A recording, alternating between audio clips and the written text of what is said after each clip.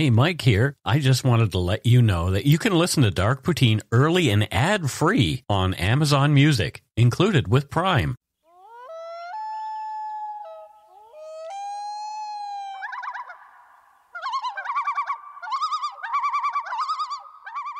Welcome back to Dark Poutine. My name is Mike Brown, and I'm coming to you from the Dark Poutine studios in Langley, British Columbia, and my good friend Matthew Stockton is at his home, a little fancier, there in Vancouver. Hello, Matthew. How was Los Angeles? It was good. It was a busy time. I met with the guys from Gen Y, Justin and Aaron, and I met with Jamie from Murderish, and I met some other cool people. G.J. Echternkamp, who's a director, and he's directed a few movies, and one was Death Race 2050 for Roger Corman.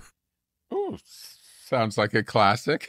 Well, it's funny. It's actually really well done, and GJ makes a couple of cameos in the movie in a really big way, so it's kind of funny. You saw Banoffee as well. Yes, I saw Cheryl Banoffee Pie. Do you know what I watched last night? No. The first 2 episodes of Shogun. I've seen it and I loved it. It's on Disney Plus. Yeah, and Asuka, who is a listener and a member of the Ember Yard, worked on that show. Mm-hmm. Yep. There's a few of my friends worked on that. I scared the crap out of Justin when I'm like, screamed her name when I saw it in the credits. I texted her and let her know. The views, information, and opinions expressed during the Dark Poutine podcast are solely those of the producer and do not necessarily represent those of Curious Cast, its affiliate, Global News, nor their parent company, Chorus Entertainment.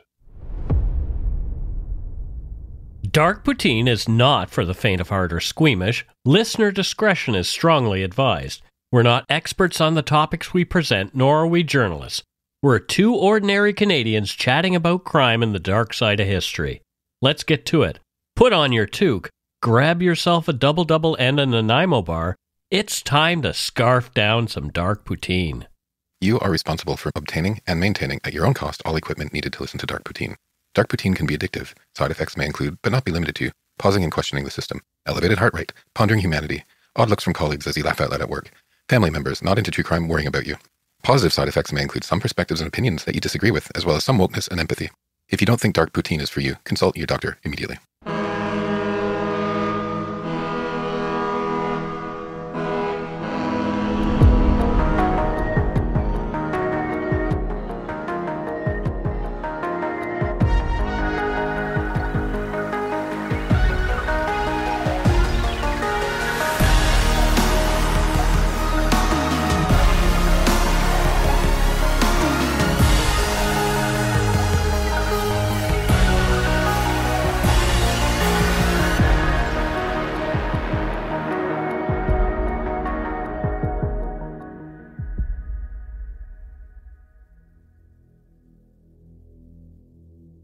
Kimberly Lynn Hallgarth was a 33-year-old mother of 1 and one of former CFL football player Joshua Joseph Boden's girlfriends.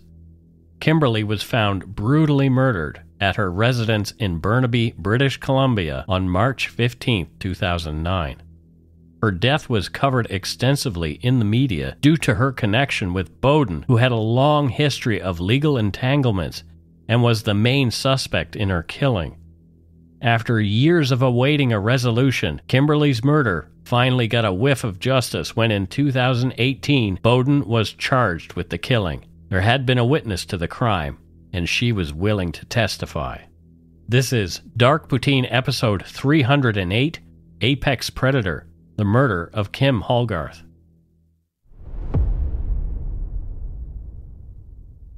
This story is personal and close to home. I became aware of this case in early January 2018 as it directly affected a former friend who knew the primary witness, Heidi Nissen, who had been present for the murder of Kimberly Hallgarth.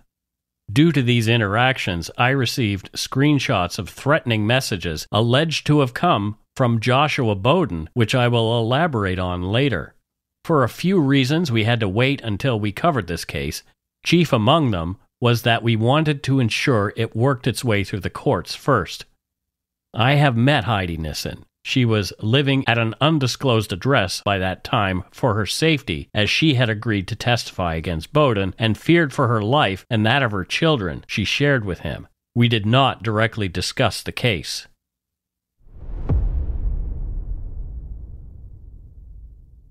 At around 7 p.m. on Sunday, March 15, 2009, police were called to 6776 Colborne Avenue in Burnaby after friends and neighbors became concerned for the safety of the home's resident, Kimberly Hallgarth. When police entered the home, near the door at the bottom of the stairs leading up to her suite, they found Kimberly's battered body. One longtime resident of the neighborhood, 91-year-old George Thierman, told the province newspaper's Frank Luba he hadn't heard anything at all before the police cruisers swarmed the usually quiet street on the evening of the discovery of Kim Hallgarth's body. Thierman said nothing unusual had happened at that address for as long as he could recall. However, two neighbors living in separate units of Kimberly Hallgarth's fourplex reported hearing disturbances in the wee hours of March 15, 2009. One resident was awakened around 3:30 a.m. by a loud noise resembling moving furniture, followed by a woman's sharp, brief scream. Sounds of a heated argument between a man and a woman soon followed this. Do you remember your old flat where we used to record? Yes. And the neighbor upstairs that sounded like an elephant walking across the... Yes. Yeah. Well, my current neighbors are elephantine as well, but not quite as bad. I think the walls are a bit thicker in your new place, though. Mm-hmm. Yeah. Having thin walls is like living an audiobook subscription of your neighbors' lives, isn't it? Yeah. You can hear everything. I mean, my place, I think I could shoot a cannon and know to hear it because it's like concrete floors, ceilings, walls, It's solid. You don't hear very much. No. Shortly after hearing what appeared to be an argument, the witness described hearing noises suggesting someone hastily descending the stairs, possibly running or jumping down them, without any subsequent sounds. The same witness later heard the sounds of someone going down and then back up the stairs, but these noises were more typical of someone simply walking. A second resident on the ground floor reported being woken up at around 3 a.m. by the sound of a calm conversation between a man and a woman, which escalated into an argument, and then a shout of surprise from the woman. A loud noise like moving furniture soon followed this, then a heavy thud as if someone or something had fallen down the stairs. The witness also heard heavy breathing at the bottom of the stairs, suggesting someone had exerted themselves physically. A female voice was heard reassuring a male that everything would be okay, with the female's voice coming from somewhere on the stairs but not at the bottom. After returning to bed, the witness noted a quiet period before hearing the sound of a woman's heels, as if someone briefly returned to the scene before leaving. No further sounds were heard after this. According to CBC News, Integrated Homicide Investigation Team Detective Corporal Dale Carr of the Burnaby RCMP said to reporters, quote, "At this point of the investigation, there is nothing to suggest that this is linked to gangs, drugs, or organized crime. However, as the investigation progresses, that will become clearer." Carr continued, "Investigators are not able to clearly offer an opinion on the manner of death. An autopsy is expected in the coming days." End quote. At the scene, the police noted a broken handrail about halfway down the stairwell. There were blood stains at the top of the stairwell as well as a piece of a fingernail. DNA extracted from carpet fibers at the top of the stairwell and from the fingernail later matched Kimberly Hallgarth. Due to inconsistencies in the evidence, it appeared to the seasoned investigative team that the scene might have been staged to look as though Kimberly had fallen down the stairs, accidentally killing herself. That's so sloppy. Forensics are so good now that I would imagine it's extraordinarily difficult to stage a murder to look like an accident. Toxicology tests showed that Kimberly had been intoxicated at the time of her death. However, if she had fallen down the stairs, the injuries sustained would not have led to her demise. Court documents indicate that the pathologist who performed the autopsy determined that Kimberly Hallgarth died from asphyxiation by prolonged manual strangulation. Blunt force injuries to her face and chest were consistent with someone having stomped on her. These injuries required a significant amount of force. Paraphrasing her obituary, Kimberly Lynn Hallgarth Aaron McDaniel, was born on July 8, 1975. Known affectionately as Kimmy, she left behind a legacy of love and joy, including her beloved daughter Haley, whom she cherished deeply. As well as her daughter Haley, Kimberly was survived by 4 brothers: Jamie, Chris, Rob, and Ken, 2 sisters, Vicky and Tammy, her father Bill, her husband Harry, her nieces Heaven and Larissa, and numerous aunts, uncles, and friends. Her family and friends vowed to keep her spirit alive in their hearts forever, promising to always look after her Haley bear.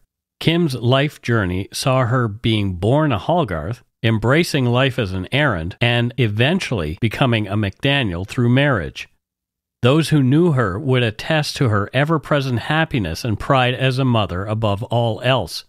Her smile was constant, a testament to her strength, rarely revealing moments of sadness and always delighting those around her.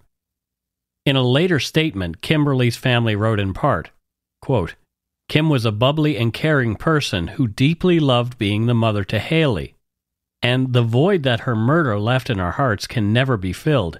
She loved life and was able to make everyone around her laugh. For those of you who knew Kim, you know that she had a heart of gold and genuinely cared about everybody she was close to. We will always remember her infectious laugh." Her obituary contains stern words for the individual accountable for her death, stating, quote, "You deserve to be punished. While you run free, I hope you think about the little girl whose mother you took," end quote. According to CTV News, Kimberly Hallgarth's mother, Wendy, says she was a sweetheart. She went to Vegas when she was 18, worked in the clubs down there as a hostess, Hallgarth said. She came here when she was expecting because she didn't want her daughter to be born down there. It's just so hard to fathom that it could happen to her, that she's gone, her mother said. Your kids aren't supposed to go before you. All the family's pain is hard to take, but whenever I read about a mother's pain, it always... Yeah, you always picture your own mom, right? And it's so hard to hear from mothers and whenever we do these shows. Thankfully, little Haley had not been at home at the time of Kimberly's murder, but had been with a babysitter, and after that was cared for by her family. According to the province, while Kim was the proprietor of a tanning salon, there were reports from various media organizations that she also worked periodically as an escort. Police looked into this revelation as a possible motive for the crime, but there was only one suspect from Kim Hallgarth's past who quickly bubbled to the top: Joshua Joseph Boden. Only months before her death, Kimberly Hallgarth had testified at trial for charges brought against Boden for, among other things, an assault on her.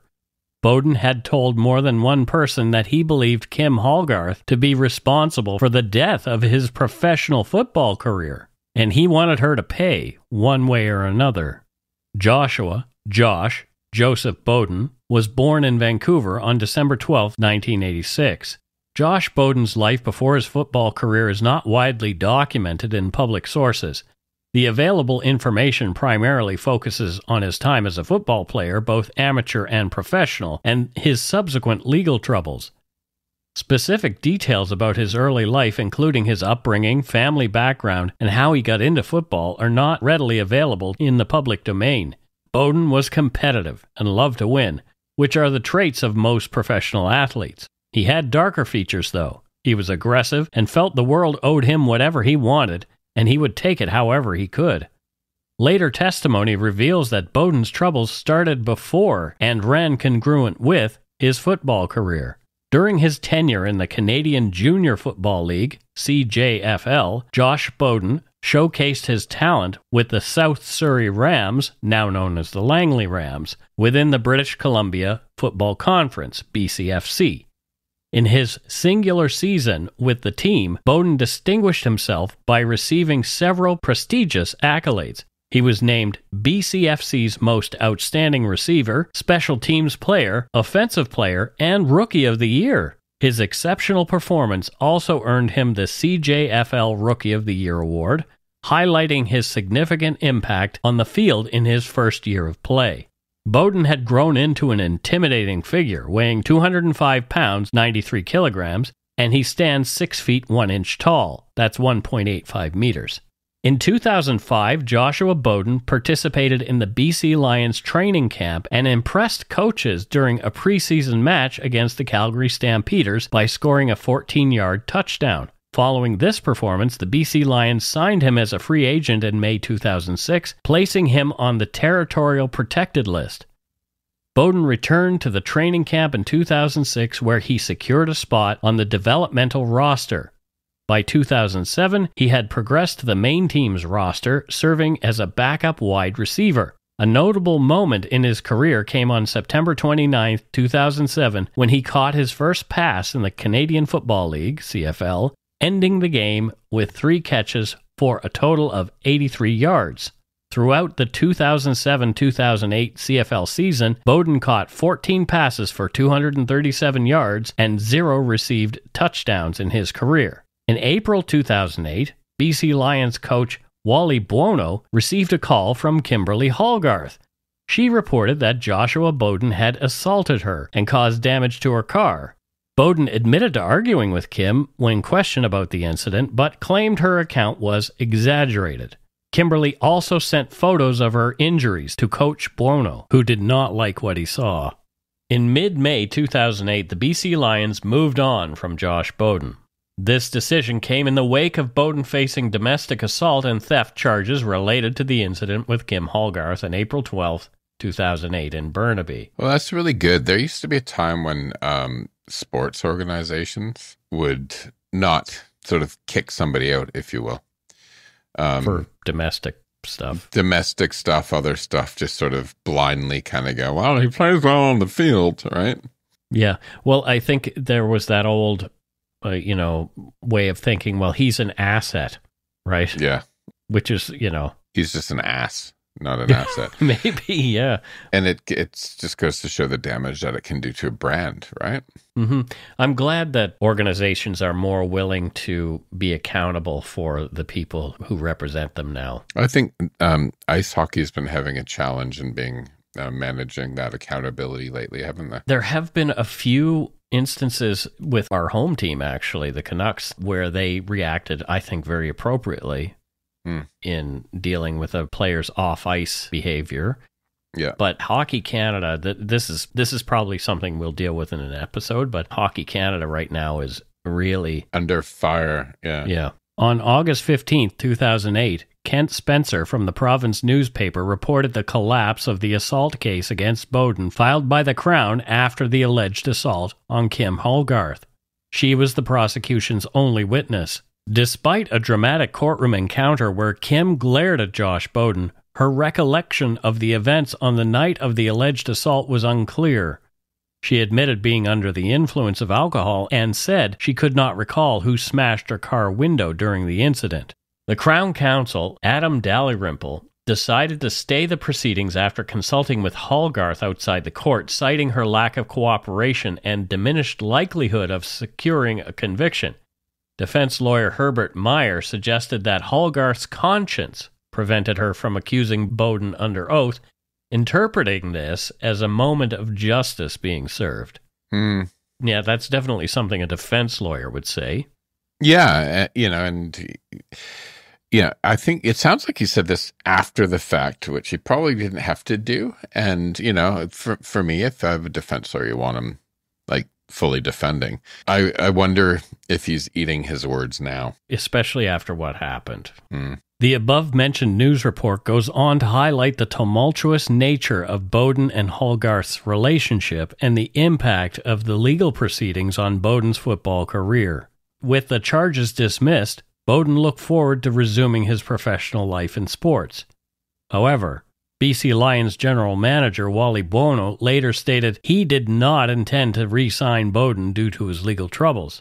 3 months following his release from the BC Lions, Josh Boden was officially signed by the Hamilton Tiger Cats on September 24, 2008, just before a game scheduled on September 27th against the BC Lions at BC Place. However, Boden never participated in a regular season game for the Tiger Cats. His release from the team was attributed to Chris Bauman's recovery from post-concussion issues, as general manager Bob Obilovich explained. Boden's legal troubles continued. When on October 12, 2008 in Vancouver, Josh Boden faced legal charges related to firearms, including the possession of a loaded handgun and the possession of an unloaded handgun with ammunition easily accessible. He was released on bail pending trial on those charges. Boden was livid. He was only 21 years old and his professional football career was finished. His ego wouldn't allow him to take responsibility for what occurred. He seethed with resentment toward Kimberly Hallgarth, and those around him knew it. More after a quick break.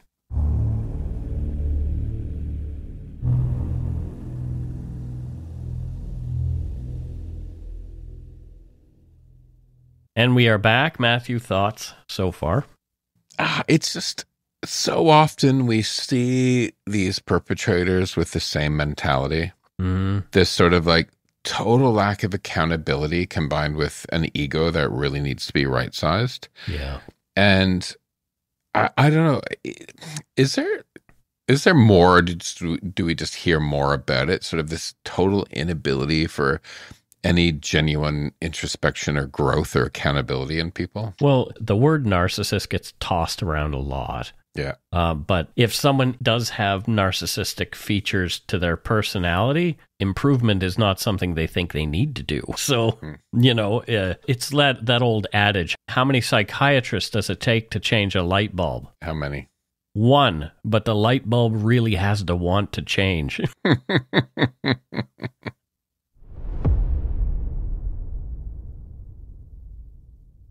After Kim Hallgarth's body was found and it was determined she'd been murdered, as we mentioned, Josh Boden quickly rose to the top of IHIT's suspect list. His past violent interactions with her, coupled with the blame he laid at her feet for the brevity of his time in the CFL, gave investigators great reasons to look long and hard at Josh Boden's possible involvement in that crime. Even though Josh was in a common-law relationship with 19-year-old Heidi Nissen, he continued to see Kim Hallgarth, whom he'd known for years. Heidi was aware of Josh's relationship with Kim, but was terrified of Boden, who had a strong hold over her, intimidating her mentally, emotionally, and physically. Heidi was a troubled teen when she met Josh Boden at Kitsilano Beach. She was 14 years old and he was 17 or 18. She later said that she'd made the first when she approached him and asked for his phone number. After that, they hooked up in Stanley Park for sex. After much initial love bombing and coercion, Josh Boden convinced Heidi to go to work for him in the sex trade. He sent her to Seymour Street, a well-known prostitution stroll, taking all of the money from her sexual encounters. Josh had Heidi well under his thumb. A friend of Kim Hallgarth's, Anastasia Fedosova, had seen Josh Boden several times at Kim's place, including a week before Hallgarth's death. According to court documents, Anastasia mentioned that she'd witnessed Josh and Kim often arguing and raising their voices at one another. While she didn't see any physical violence, she characterized their relationship as unhealthy and detrimental to both parties. Kim had a strong bond with her mother-in-law, who observed Boden subjecting Kim to verbal abuse. Before her murder, Kim had shared her feelings of fear toward Boden. In interviews with police, Josh Boden readily admitted to an ongoing sexual relationship with Kim Hallgarth, who was also apparently working for Josh in the sex trade. Boden said that in the days leading up to her death, he had been seeing Kim almost daily, and their interactions often included sexual intercourse. This could explain why police had discovered Josh Boden's DNA at the scene, on the waistband and exterior ankle of Kim's pants. There were other connections too. The evening before Kim Hallgarth's murder, March 14, 2009, things had come to a head in the apartment that Boden and Heidi Nissen shared. Boden had accused Heidi of performing sex work for another pimp, which she denied. Having had enough, Heidi left their apartment screaming at Josh as she went. Seeing he was losing control, Josh became angry and chased Heidi down. He grabbed her, threw her back onto their patio, where he proceeded to kick her in the ribs, berating her. That's just such a fragile man, isn't it? That he feels like he needs to do that to a woman when she's showing her own, what word am I looking for? Agency. Her own agency. and it's, this always gets me upset. I just wish as a society would be more open and honest about sex work. So we could protect women so they don't have to be under the thumb of men like this guy. Yeah. Right. Like brothels, for example, right? Pay up front, security, keep people safe. Hell, as much as I hate paying taxes, I do anyway. And, have people pay taxes. Exactly. Right? Just have it regulated so they're safe instead of like having to deal with people like this. Even the way we do it now, even the way Canada does it right now, still leaves sex workers behind the eight ball and a lesser person in society. Well, that's the system, but it's also the sort of moral panic of people, right? It's like... Heidi managed to escape from Boden that evening and went to a safe house for abused women. A staff member at the shelter characterized her as being, quote, absolutely terrified, withdrawn, and shaking, end quote. Heidi left the shelter just before 3 a.m. on March 15th, hopping into a taxi and driving to Kim Hallgarth's place. Heidi and Kim did not have the best relationship with one another. It was sometimes adversarial. Heidi later said that Kim had been jealous of Heidi's closeness to Josh Boden. On 2 separate instances, Kim Hallgarth had driven by Heidi on Seymour Street, shouting at her and throwing pennies at her the first time and cigarettes during another encounter. Josh had isolated Heidi so well that she felt she had nowhere else to turn other than to Kim Hallgarth. Boden had told Heidi that Kim worked for him too, so she felt she had some common ground to work from and perhaps would find an ally there. She called Kim 3 times that morning, at 2:09, 2:29, and at 2:48 a.m. When the taxi arrived, Kim came out and paid the taxi driver, and she and Heidi went inside. When questioned by police several times in the days after Kim's murder, Heidi lied and told police what Josh Boden wanted them to hear. Boden's hold over Heidi was strong. She was terrified of him, so she soon moved in with her uncle. In April 2009, after Josh threatened Heidi, revealing a gun, she called the police and told them she was ready to tell them what had happened at Kim Hallgarth's, and that Josh Boden had killed Kim, and she had witnessed the crime. When questioned about her initial lies, Heidi admitted her fear of Josh was a driving factor. Nonetheless, she described her connection with him as, quote, very strong, and considered him, quote, the only person she truly had in the, quote, whole entire world. Despite being scared of him, she also believed she was in love with Josh Boden. The police tried to convince Heidi to testify against him, but she was in fear for her life and unsure if she could do it. In the meantime, Josh Boden was in trouble again, this time for something else: sexual assault.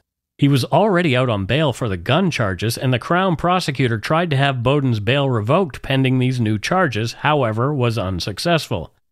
According to Kim Boland's article in the Vancouver Sun on September 25, 2009, quote, Boden was alleged to have attacked 2 women, one at Commercial Drive and Broadway Avenue on September 7th, and another in 1700 block of Alberni, August 29th.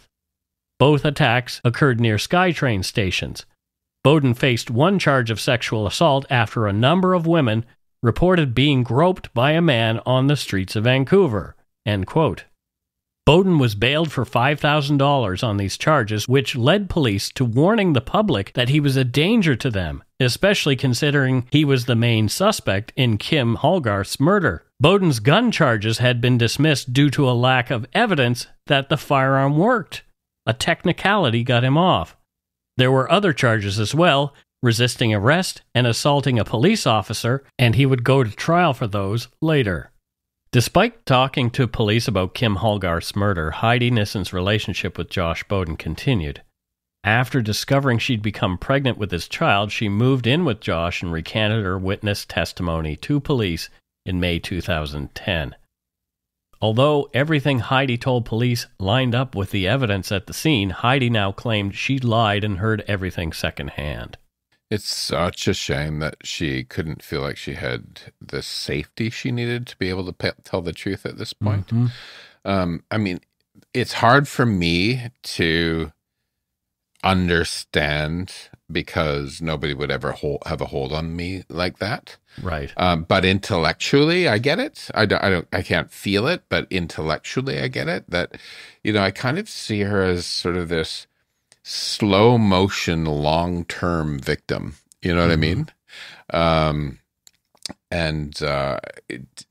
For her to have to live the life she was living, imagine being torn between that guilt of knowing what happened on one side, but fear for yourself on the other.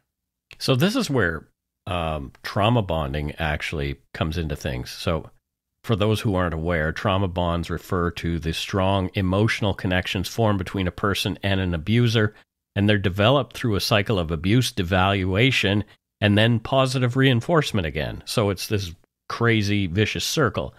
This complex dynamic often arises in abusive relationships where periods of love and affection are interspersed with episodes of harm, creating a powerful psychological attachment. Victims may find it difficult to leave the abusive situation due to these bonds, as their intermittent positive reinforcement can lead to a sense of loyalty or attachment to the abuser despite the harm being done. So understanding and addressing trauma bonds is crucial in the process of healing and moving toward healthier relationships. But it was clear that that's what was going on with Heidi at the time, I think. Yeah, and like I said, intellectually I get it, because I've read up on the stuff you just said, but I just, I feel for her. I wish she felt a sense of self-worth that she wouldn't have had at this point in time. Yeah. In December 2010, Josh Boden went on trial for the sexual assault charges. According to an article by Susan Lazaruk, Josh Boden appeared uncomfortable in court as a victim recounted her experience. The victim, a legal assistant, described how on August 13, 2009, Boden followed her into an elevator in Vancouver, eventually assaulting her as she exited.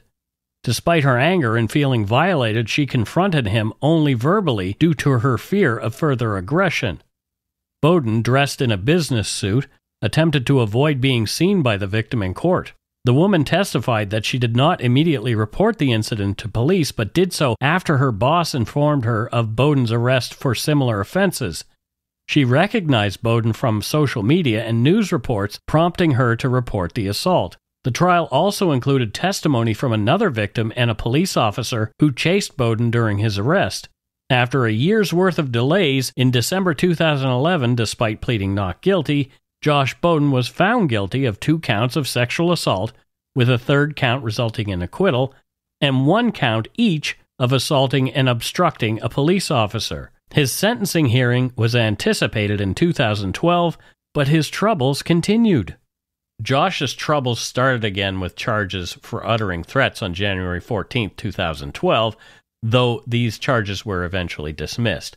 While on bail for previous charges on April 13, 2012, he was charged with 4 counts of assault at Tinseltown Cinema in Vancouver. On July 26, 2012, Crown lawyer Michaela Donnelly recommended a 1-year jail sentence for Boden due to his conviction of the sexual assaults at Vancouver SkyTrain stations earlier. Ultimately, on August 31, 2012, Boden was sentenced to a year in prison for the 2009 sex crimes, along with charges of obstruction and assaulting a police officer.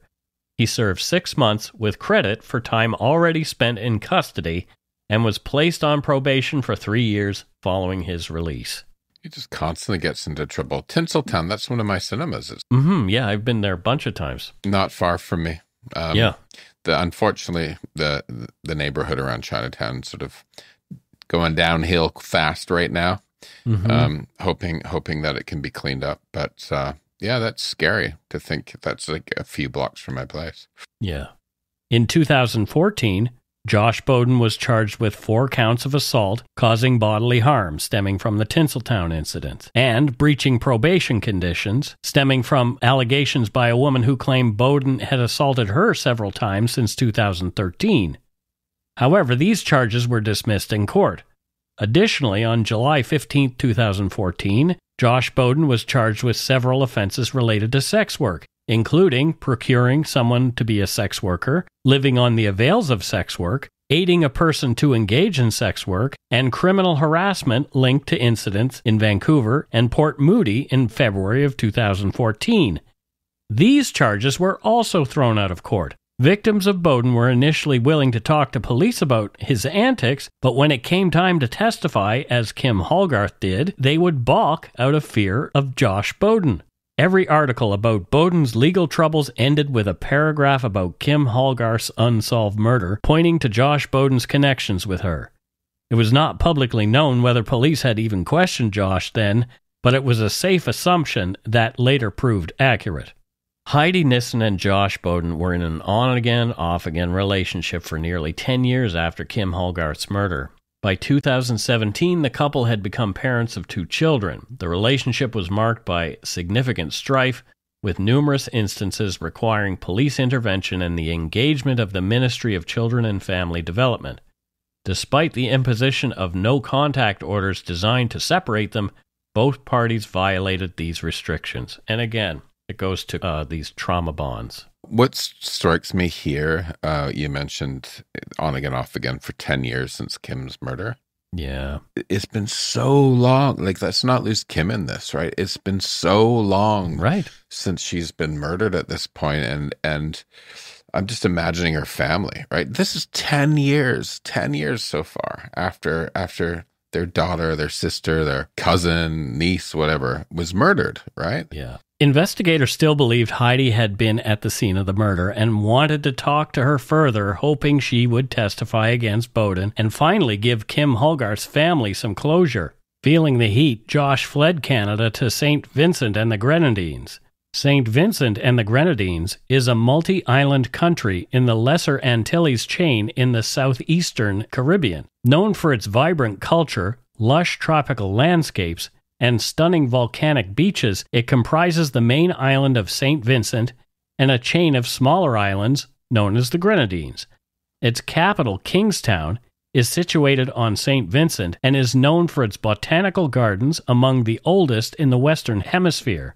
The nation's economy primarily relies on agriculture, tourism, and the service sector. St. Vincent and the Grenadines is celebrated for its breathtaking natural beauty, including the Le Soufriere volcano, the Tobago Keys Marine Park, and its rich biodiversity, making it a popular destination for ecotourists and sailing enthusiasts. It was in early 2018 that I became aware of Joshua Boden in a personal way. A former friend in Surrey met Heidi at his daughter's school and they began talking. My friend offered to take photos of Heidi and her son on the school playground, and Heidi later posted the innocent photos on her Facebook page, as did my friend on his. Soon after, the photographer received threatening Facebook messages from alias accounts we learned allegedly belonged to Joshua Boden. He was sending the messages from St. Vincent and the Grenadines. These texts were shared with me. They're rambling and unhinged, to say the least, but the threats are clear. One set of messages came with a friend request from a person calling himself Jason McKay. The first message read, "Look, I will not say this again. You go by my kids again, you will see what happens to your little girl before someone else does the same to you." The second message reads, "Take down every picture of the kid that you had such a good day in the snow with. That will never be your family as long as I'm living," end quote. The next rambling message from someone calling himself Lou Who, with a pink butterfly as a profile picture, sent direct threats. The communication came without punctuation and grammatical errors, so I have deciphered and added my own punctuation to help with the flow and clarity. It doesn't help much. In addition to threats, some of the language is definitely not safe for work, so word of warning there. Quote, "You're going to get some one day. Not tomorrow, but down the road. Ask Heidi how she was a streetwalker from 14, working the corner streets downtown for years, sucking and fucking for money for me. Ask the cops if you're safe or if you should start to hide with your 2 girls. I'll take and sell them till no one wants them. And listen, you fuck. Take my fucking kid down. Every pic on your ugly Facebook page. Ask Heidi. She will tell you whatever. Ask the cops. They will tell you. I will or have someone come for you and bring your 2 girls and my boys and leave you and Heidi not breathing. If I see the pics up again, you will just see the ghost come when he comes. I can wait for just the right time. Don't play with your life. And the message ends with a ghost emoji, a gun emoji, and a knife emoji. So, reading the actual text he sent, I literally would have no idea what this guy was trying to say to me. It's barely in English. And it strikes me that, okay, first of all, as you said, this guy's totally unhinged and strikes me as not very bright. And I'm thinking, why the heck isn't he in jail? Like, it's not like this guy's some Mensa criminal mastermind. He's a low-level thug with not a very high IQ. Well, here's the thing about this guy is he is menacing and very threatening. And well, then arrest him, right? But this is the thing. You arrest him, and then the people who you need to testify are terrified to testify. And this happened over and over and over again with this guy. Horrible human. The only jail time he did was that for the sexual assaults for the people who actually came forward and said that they were willing to testify. But in other cases, people close to him, especially, they knew he was dangerous and they were terrified of him. Mm. Heidi Nissen was made aware of the text messages, as were the Surrey RCMP, who interviewed both my friend and Heidi. Police told my friend that Josh Boden was known for making online threats in the way he had in this case. My friend and Heidi stayed in touch, and she let him know that she was talking to IHIT again. In messages to my friend, Heidi admitted that she had been there on the night of Kim Hallgarth's murder, was in witness protection, but had left to go back to Josh, and the case against him fell apart. After Boden's recent threats to my friend, Heidi admitted she was in contact with IHIT again. She said she couldn't live with the guilt of her knowledge anymore, and that Josh was out of the country, so she decided to tell the truth. She had also contacted Kim Hallgarth's brother. In the text to my friend, Heidi reiterated her shock at seeing the content of the threatening texts sent by Boden. She wrote that he'd not said anything like that to her or about her that she was aware of, and that this was a wake-up call. She was the only witness to Kim's murder, and she wanted to do the right thing despite personal danger to her. Police told Heidi she needed to make a clean break from Boden, and she and her children went to live in an undisclosed location with the financial support and assistance of the police, and it was during this time that I met her. She's a very kind person, albeit for obvious reasons seemed quite guarded. It isn't clear why, but one can assume that it had to do with Heidi Nissen going underground. Josh Boden was arrested, and in November of 2018 he was finally charged with Kim Hallgarth's murder. At a Surrey news conference, Kim's brother, Jamie Aaron, said, quote, "We recognize that nothing can bring Kim back. However, we need and deserve closure and are glad to see this next step today." Aaron thanked police for their hard work and continued, quote, "We have waited nearly 10 long years for this moment and are relieved that closure is in sight. Only we know the unimaginable grief that our family has been going through and the toll it has taken on every family member," he said. "What we have been going through is something that no family should ever have to experience," end quote. Ultimately, Heidi Nissen testified at Joshua Boden's trial by judge alone. She described in horrific detail his involvement in the murder. According to court documents, when Heidi arrived at Kim Hallgarth's house, she saw Kim was upset and crying. When she reached the top of the stairwell at the entrance to Kim's home, she saw why. Josh Boden was already there. He came, quote, barreling out from the living room area and was livid. He began yelling and screaming at her. Heidi started to cry. Boden accused her of wanting to work in the sex trade for someone else. She threw herself on her knees and apologized. Kim Hallgarth did the same, reminding Boden that he said that he would not hurt Heidi. After that, Kim went in the direction of the bedroom and the bathroom. Boden proceeded to hit Heidi in the head with a closed fist. He then followed Kim Hallgarth. Heidi heard the two of them struggle, and Kim said she was going to call the police. Boden returned to Heidi at this point and placed one of his hands around her windpipe and the other at the back of her neck.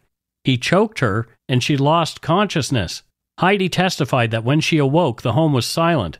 She knew something was wrong. She walked to the top of the stairwell and looked down. Kim was lying at the bottom of the stairwell by the front door. She was on her back. There were, quote, dark marks all over her neck. The former wide receiver stood over Kim Hallgarth with one foot on her neck. He had socks on his hands. He lifted his foot and placed it back down and then, quote, pushed all of his weight onto her neck, end quote. Boden asked Heidi to get a pair of socks. She did. She walked down a couple of stairs and handed the socks to him. Kim was gasping for air. Josh Boden shoved the socks down her throat. He walked up the stairs and went in the direction of the kitchen. He returned with 2 bottles of prescription pills. He took the socks out of Kim's mouth and dumped the pills all over her mouth. Some went into her mouth. Others fell around her. Boden again put rolled-up socks into Kim's mouth, pushing them down her throat. He also choked Kim with his hands. Heidi testified that Boden moved Kim's body so that her head was facing the door and her legs, feet, or ankles were at the bottom of the stairs. He told Heidi to get a blanket. He got 2 garbage bags. He used a towel to, quote, wipe down Kim. He put the towel into one of the garbage bags and put some other things in it. He proceeded to snap off Kim Hallgarth's fingernails. Josh and Heidi left the residence together. Josh had the 2 garbage bags with him. Josh called for a taxi cab once they were a couple of blocks away from the residence, and this fact was confirmed through phone records. The next day, he told Heidi he had to dispose of the bags and then left their apartment for 15 minutes to a half an hour. So did the police not have these phone records before? They did. And so here's the thing, like, he admitted to having been in that apartment, having sexual relations with Kim Hallgarth a number of times in the days leading up to her death. And this all explained away his being there. You know, all he and Heidi would have had to say at this point, I'm speculating what the lie was, yeah, we were there, we had an argument, we left, and Kim was fine when we walked out the door. And if both of them say that, yeah. Josh's defense attorney vigorously challenged Heidi's testimony, even suggesting she might be the murderer. During a cross-examination, Kevin Westell, the lawyer representing Josh Boden, grilled Heidi about her feelings toward Boden, suggesting she was obsessed with him. Heidi countered, expressing that her feelings were more about confusion and fear with the relationship rather than obsession. This was highlighted by a 2009 police statement where Heidi Nissen admitted to being obsessed with Boden. However, she clarified to Justice Barry Davies that her predominant feelings were that of being trapped, isolated from family and friends, with only Boden in her life. Heidi shared that therapy had helped her understand the nature of her relationship with Boden, identifying it as a cycle of abuse rather than love. Despite Westell questioning the influence of therapy on her perspective, Heidi became overwhelmed by emotion, leading to a pause in the proceedings, and the testimony was conducted via video link to the courtroom, underscoring the sensitive nature of the case and the emotional toll on Heidi Nissen. Again, she was terrified of Josh Boden, and so they had her via closed-circuit TV in another room in the court, so she wouldn't have to be in the same room with him. Yeah, and some people might see the Kevin Westell, the defense lawyer, being hard. But quite frankly, if I needed a defense lawyer, I would have expected him to do exactly the same thing. Sure. Right? Their job is to defend. And, Heidi, some of those things are, I think, you have to prove mental incapacity, in terms of saying that you're crazy when you did something. And I think sort of the idea of trauma bonding, it's something that, they also have to make sure that that's actually the case. And if I was a defense lawyer, I'd be right on it, right? Because you have a job to do for your client. Yeah. Yeah. I see some defense attorneys are a strange breed. And some of them, I think, perhaps they do their job maybe a little too vigorously and don't care in a way. You say that until you need a good defense lawyer. Yeah, it's true. It's true. Ultimately, Heidi's testimony was the key to the judges finding Joshua Boden guilty of second-degree murder. In 2021, Boden was convicted of Kim Hallgarth's murder. British Columbia Supreme Court Justice Barry Davies subsequently sentenced Josh Boden to life in prison with no chance of parole for 14 years. As he was let out of court, presumably to Kim Hallgarth's family, Joshua Boden called out, "Have a good day." No. What a class act. Well, we will. And you have a good 14 years minimum. Yeah, it's a life sentence with 14 years minimum. Yep. And I'm sure that Kim's family is going to still be around in 14 years and are going to be more than willing to have conversations with the parole board about why they think he shouldn't be set free. But we'll see. And I think, yelling "have a good day" after you've been sentenced probably won't bode well for a parole board or any other threats he feels like he would need to make, from jail. I wouldn't be surprised if there was attempts to determine whether or not he's a dangerous offender. Because of his history and those kind of things. Other than murder, there were a lot of things going on with this guy. A lot. And so far, there's absolutely no remorse being shown whatsoever or penance, right? Yeah, we don't know what's happened in the 2 months since his appeal. Maybe he's turned around. Maybe he's turned over a new leaf. Maybe he found Jesus. Well, was he missing? I don't know if that guy was ever missing. But anyway, Joshua Boden and his attorneys appealed his case on alleged issues with Heidi Nissen's testimony. In January of 2024, 3 justices of BC's appeals court dismissed the appeal, and Josh Boden remains in prison. This is by far my closest brush with a murder, and frankly, that's close enough. And that's it for Dark Poutine episode 308, Apex Predator, the murder of Kim Hallgarth.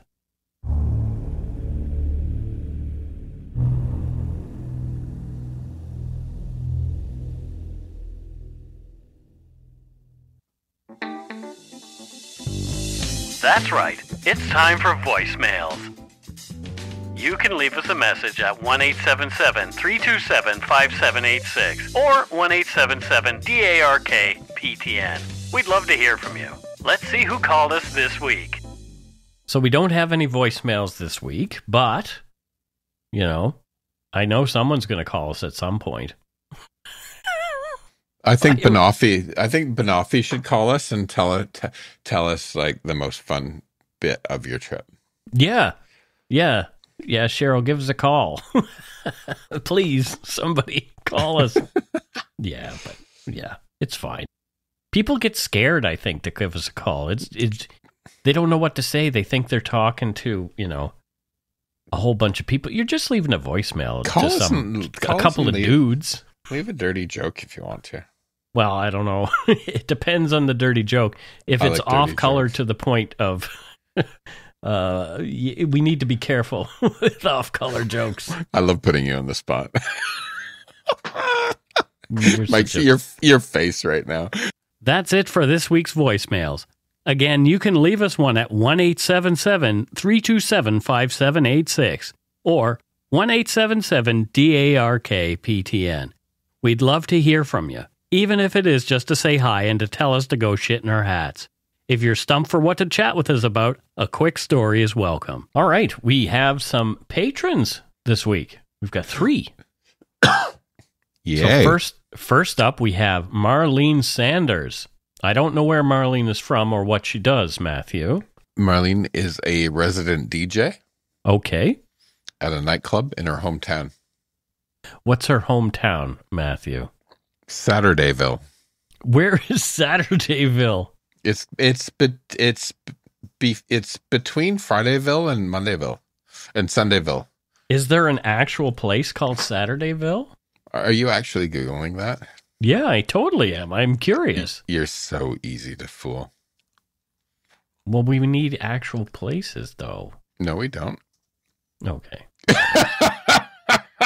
Why do we need actual places? Well, I would prefer to have them. Next we have, well, thank you, Marlene. Thanks, Marlene. We Matthew's an appreciate it. asshole, just so you know. Next we have Bruce Crowder, and Bruce, I don't know where he's from or what he does. So Bruce? Don't Bruce? tell me he's from some fake place. No, he lives on the Bruce Peninsula. It's named after him. Where's the Bruce Peninsula, Matthew? You don't know where the Bruce Peninsula is? Well, no, I don't. Ontario. Well, that's why, because I'm not from Ontario. So it's essentially this peninsula that separates. You have Georgian Bay on one side and Lake Huron on the other. And it's like a park, isn't it? It is one of my favorite places on this planet, and I've traveled to many places because you get like the rocky, really deep Georgian Bay on one side, and then you can like literally walk to the other side of the peninsula in 15 minutes. You have these sandy beaches, and it's just gorgeous up there. And there's native flowers up there that you can't find anywhere else, and grottos and all kinds of stuff. So what does Bruce do up there? He runs a fishing expedition company. Oh, okay. Yeah. So have you been fishing up that way? Of course I have. Sure. What kind of fish did you catch? Pike. Pike? Yeah. Caught some pike? Caught some pike. Pikes always freaked me out as a child. Well, I find they're really bony. I've had pike to eat, and I don't like it. I find it too bony. I thought they were the scary fish when I was a kid. Yeah. We had sculpin in Nova Scotia, so if you look that up, that's way scarier, I think, than a pike. But anyway. Next up, from Mission, British Columbia. Mission! We have Rachel Roberts. Hello. Roberts. Rachel Roberts in Mission. Okay. What on earth does Rachel Roberts do there in Mission? She's neighbor to us, so pretty close by. Yeah, I always mix up Mission with that other place that Abbotsford? No, the place that has the it used to have the big country and western festival. Country. That's Merritt. Merritt. I always mix up Merritt and Mission. Oh, really? They're quite far from each other. I know. So. I know, and I don't know what I have no idea why I mix them up. Oh, well. None whatsoever. I think she's a firefighter in Mission. Rachel's a firefighter in Mission. Yep. Oh, that's noble work. It is noble work, isn't it? Yeah.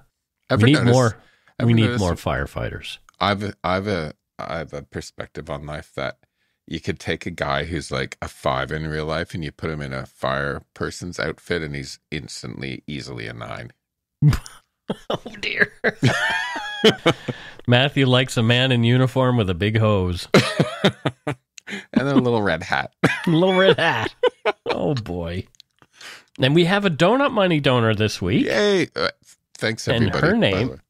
And her name is Nicole Madden. Nicole. I don't know where she's from though. She's Manhattan. Manhattan. Yeah, she's right there in the center of it all. There you go. New York. I still have not been to New York City. That's something I need to remedy. That's just ridiculous. I know it is. I've been to a bunch of different places, but just never New York. What does Nicole do there in New York? What does Nicole do in New York? Mm-hmm. She runs an art gallery. Oh, that's nice. It's like digital like installation, like light art. Okay. Yeah. Like that Van Gogh stuff that we see here? No, hers is much better than that cheap stuff. Oh, good. Thank goodness. Yeah. Well, that's nice. Well, thank you, Nicole, and thank you to Marlene, Bruce, and Rachel. Thank you, guys. Patrons. We much appreciate it. It is very much appreciated. Yeah. Thanks to all our patrons and Donut Money donors, past and present, for your generosity. It helps to keep the show going. You can become a patron of Dark Poutine at patreon.com/darkpoutine. For a one-time donation, you can send us donut money via PayPal using our email address, darkpoutinepodcast@gmail.com. If you don't already subscribe to the show, it would mean a lot if you did. You can easily find Dark Poutine on Apple Podcasts, Spotify, or wherever you listen to your favorite shows. If you haven't gotten yours yet, my book, Murder, Madness, and Mayhem, is available to order via a link on the Dark Poutine website. And speaking of darkpoutine.com, please check it out for show notes and other cool stuff. We'd appreciate it if you took the time to give Dark Poutine a like or a follow on Facebook and Instagram. Most importantly, thank you for listening, and tell your friends about us. Word of mouth is a powerful thing. So that's it for this episode of Dark Poutine, and until next time, don't forget to be a good egg and not a bad apple. Bye. Oh, you're waiting for me. Okay, yeah, I'm waiting for you to say goodbye. Okay, bye, everybody. Bye.